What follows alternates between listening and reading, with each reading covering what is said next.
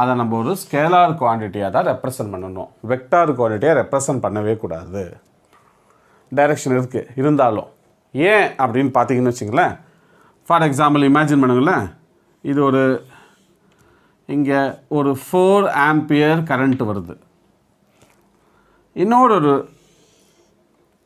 வயர்லேருந்து 3 ampere current வருது. ஒரு ஜங்ஷனில் மீட் பண்ணி இந்த இடத்துல கரண்ட் ஃப்ளோ ஆகுது. நம்ம என்னன்னு ரெப்ரசன்ட் பண்ணுவோம்?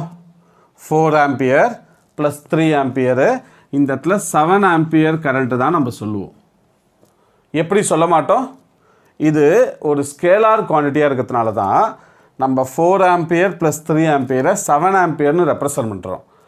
இதே ஒரு வெக்டார் குவான்டிட்டியாக இருந்துச்சுன்னா எலக்ட்ரிக் கரண்ட்டை, இந்த இடத்துல என்ன வரும்னா, இந்த எலக்ட்ரிக் கரண்ட்டை எதை ஒபே பண்ணியிருக்கணும்? Law of vector addition method. Law of vector addition method என்னது?